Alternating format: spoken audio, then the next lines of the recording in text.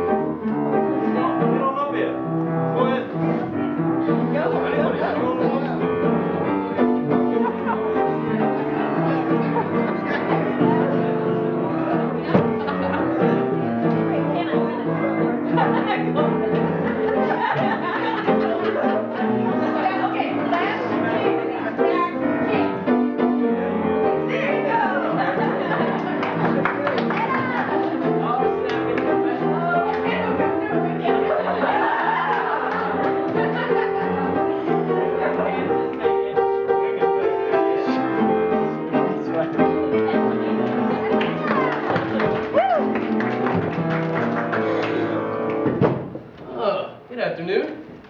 My name is Duke Ellington, and welcome to the Cotton Club. I was the band leader here from 1927 through 1930. Now today, owner Oni Madden and I will be taking you through some of the club's history.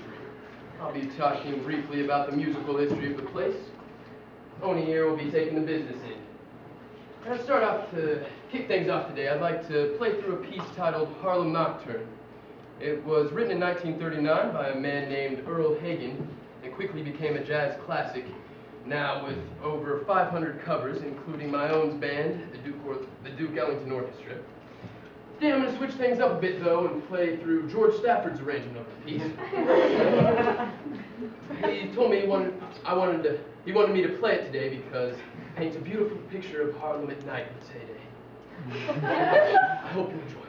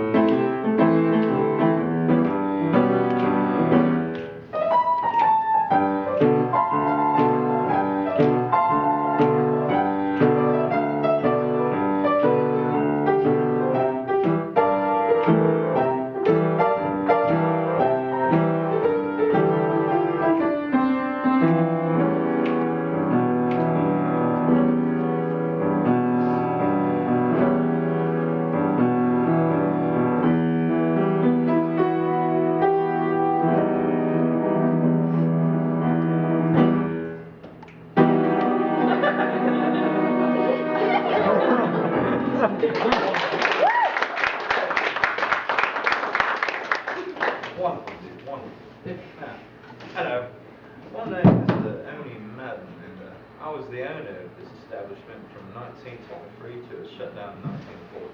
Cotton Club, that is. You see, located on the corner of 122nd Street and Lenox Avenue in Harlem, New York. I bought this joint from a boxer named Jack Johnson while I was doing time for killing Patsy Doyle. I was the leader of a faction of the Gopher Gang, a very feared 1920s gang, and I was involved in bootlegging. You know, everybody was back in those days. And, this was the days of Prohibition, you know, and I heard there was good money selling booze to all those high society white folks in New York, so I bought the place and sold my Madden's #1 beer to all of them. Yes. The Cotton Club did not allow blacks in those days, mainly because of the rich white folk I wanted to sell my booze to. You know, looked down on that type of thing, and well, you see, they wouldn't attend my club if I did that. Because of my judgment, soon after it opened, it became a big success. Many white celebrities and rich white celebrities attended the club.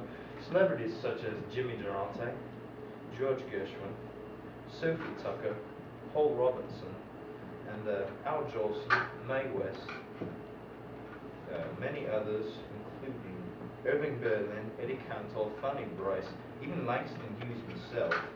They all attended the Cotton Club at one point or another. My club was the swingingest in town. It was hopping with people. It was mad, like. See, and more importantly, it was the most profitable in town. If you catch my drift. You see, it was one of my greatest investments, and we would sell a variety of food, including steak, lobster, Chinese food, Mexican food, and my more Harlem-based menu items such as fried chicken and ribs. Like some of the food in my club, I also like my decor to be exotic. A very popular theme in the 1920s was exoticism. Exoticism was Westerners romanticizing the foreigners as being primitive savages. It was basically white people looking down on other people's cultures and seeing them as silly and foolish, like their traditions and religions and such like that. Because of its popularity, I decorated my club with an exoticism theme. The club dancers were required to be a high yalla, meaning they had to be at least 5 foot 6 inches tall or taller, and their skin had to be light colored, and they could not be over 21 years old. Even though many of the performers were black, they were not allowed to attend the bar, and they would have to stay backstage. Although some of the lighter-skinned female performers were encouraged by the club members to go to the bar and flirt with some of the rich white men that attended the club. The club managers would tell them to be tall, tan, and terrific, and try and get all those white folks back to come back to the club next time. You see, but other than that, the Cotton Club was more of a venue for whites to observe the black culture of Harlem in the 1920s without actually having to intermingle with them. The dancers would wear a very revealing tribal costumes. These costumes would be often grass skirt type attire, so classic tribal clothing, and I would ask my band leaders to play jungle jazz to help accentuate the theme of exoticism. I always wanted to have a lot of entertainment at the club, so we'd have an energetic and exciting atmosphere for all those high-strung bankers and wolves, those Wall Street wolves out there. And that you did create, Madden. One thing that they said about the club back in the day was that it was first and foremost in bringing Broadway to Harlem, and Harlem to Broadway. Now this is because Madden here insisted on hiring only the most talented people in Manhattan to write, produce, and perform in the club's revues. Now these revues I speak of were this big shows with a lot of music from the house band, dancing, tap dancing, different acting. But writers such as Irving Berlin, Dorothy Fields and McGew, and Arlen and Kohner wrote a string of hits for the club during this time period, a lot of which the songs I and my band had the pleasure of arranging and playing. We also made them very popular through the weekly radio broadcasts that were broadcasted from the club. We would pipe our music directly into the homes of Americans throughout the nation. There was a new floor show about every 6 months, so as you can imagine, the house bands had quite a handful arranging the songs as well as working out the tunes for the transition pieces. Although myself, as well as all of the other waiters and entertainment at the club, were African American, I know only Madden stated this, we weren't allowed to be patrons of the club. You only allowed white patrons. Now, Langston Hughes, a famous poet of the Harlem Renaissance, expressed his views on this, saying that the club was a Jim Crow club for gangsters and money whites. Wait, he wasn't wrong, God. Despite this fact, us performers were paid quite well, which may explain why we stuck around so long. Now I'd like to get into a bit about the house bands at the club. The first band hired for the job in 1923 was Andy Preer's Orchestra. Madden made him change their name to Andy Preer's Cotton Club Syncopators to, promote the club more. Now they were taken over eventually by Cab Calloway and eventually called the Missourians. Preer's biggest hit during this time period was titled I Found a New Baby, and it was very popular at the club during this time. Now Preer died in 1927. When he died, my band got hired for the job. Something interesting about this is my band was still under a contract at another club in Philadelphia.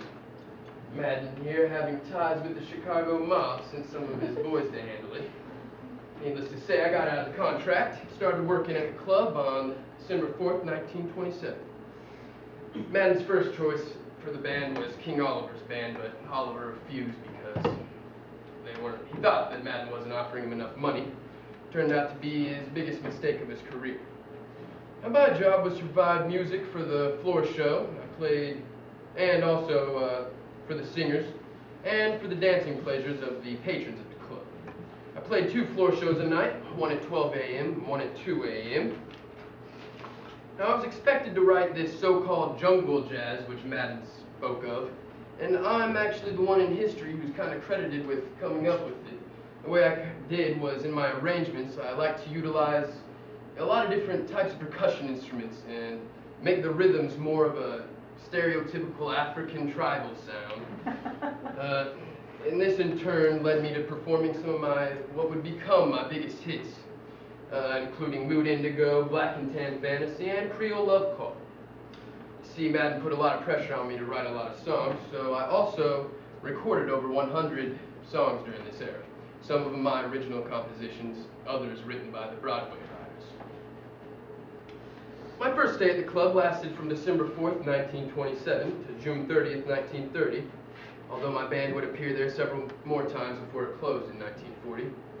I would go on in my career to write over 2,000 compositions, and my stay at the Cotton Club is one of the enduring legends of jazz.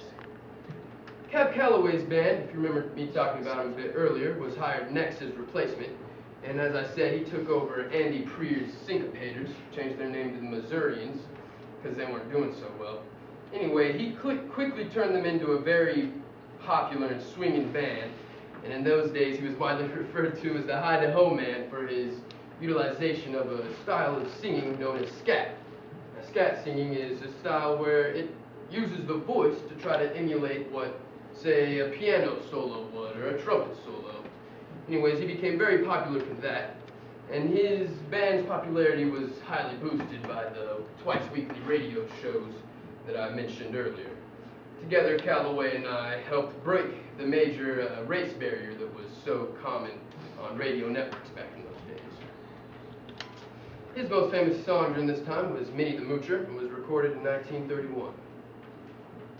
Jimmy Lunsford Orchestra was hired after this in 1934 for their revue titled Cotton Club Parade, and it featured the lovely Adelaide Hall. His band's popularity also grew as a result of their Cotton Club stay, but sadly to say, not near as popular as my band or even Calloway's. Even though today in the jazz scene, his band is widely considered one of the swingingest of the swing era. The club also featured many of my most talented peers at the time, including Louis Armstrong, Ella Fitzgerald, Count Basie. The list just goes on and on. Madden did book some mighty fine acts. I appreciated my stay at the club because it did skyrocket me into fame, as well as many of my peers at the time. However, I didn't really appreciate having to come to work through the back door. That's an issue that I'm not sure madly to discuss. As the years went by and bootlegging money started to roll in, I did start to let blacks in the club, but of course they were segregated. After my popularity grew, right?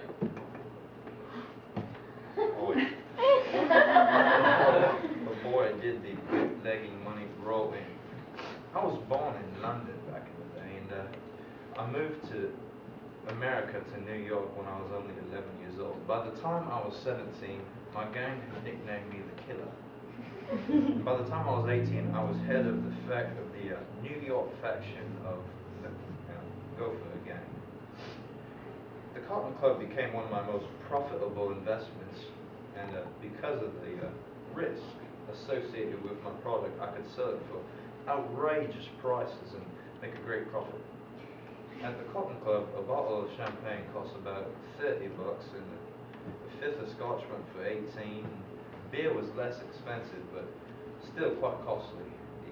The Gopher gang prospered in New York because of the large market for liquor, and the club was closed briefly in 1925 for the illegal selling of liquor, but this was only a minor annoyance to me. I bribed the police into allowing me to reopen the Cotton Club soon after it was shut down. The Cotton Club closed permanently in 1940 due to the government investigation into tax fraud and higher taxes and such. There's currently a replica of the club in Harlem. There was also a movie of the club entitled The Cotton Club. Although it promoted some racial stereotypes, the Cotton Club did give great musicians like Duke over here their starts and skyrocketed them to fame. The Cotton Club was a very influential and invaluable part of the Harlem Renaissance. Now, I have a couple pictures over here. This right here is Duke Ellington back in the day. Brings me back.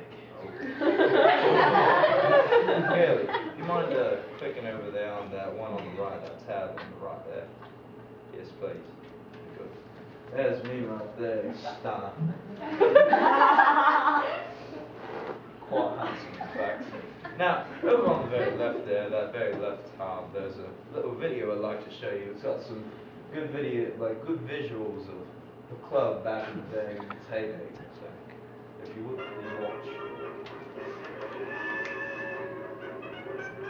That's the club.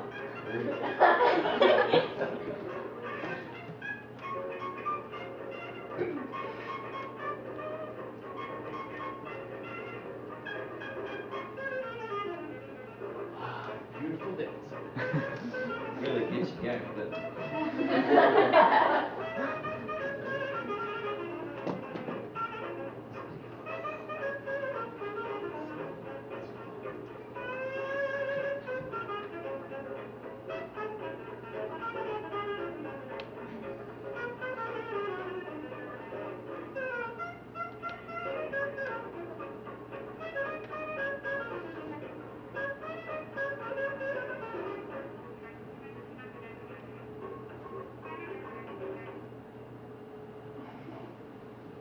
Boy, what's this?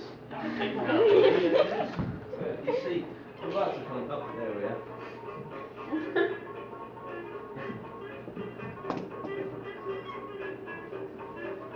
This is a great example of the Charleston right there. What does it do? Yeah.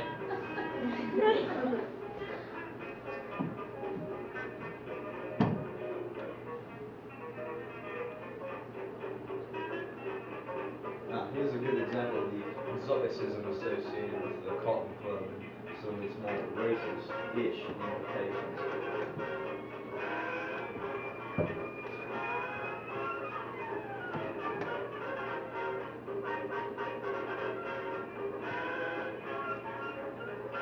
There's the percussion I was telling you about in my arrangements. Utilize a lot of different instruments.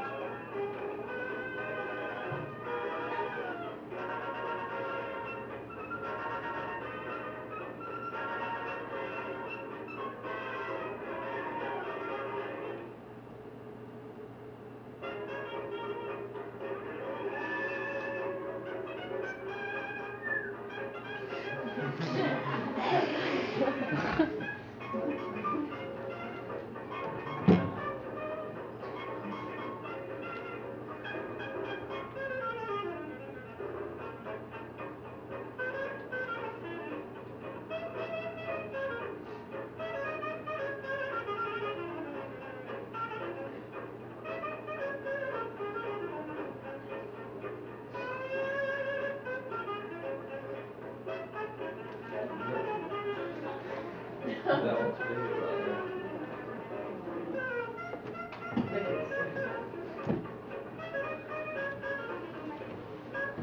Well, and that's it. That is a quick rundown of the Cotton Club. There's a lot more that could be said about it, but this is just a quick summary. And any questions? So you did start letting in blacks, because you said you let in Paul Robeson and Langston Hughes. Yes, we did. Duke Ellington actually convinced Tony Madden, and maybe like later, what year was it? What, 1923? It wasn't no, when he convinced Tony Madden to allow Black Panther. Well, it was kind of more about after like 1930. Duke Ellington's orchestra became very big at the club, and once he started, you know, kind of bringing more whites to the club, and Oni started realizing that I was bringing quite a bit of money to the club, he figured he should be letting some of my race in. George, can you stat or whatever? No.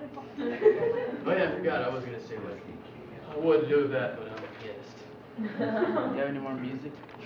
No, I don't really have any more prepared. Did you have that memorized?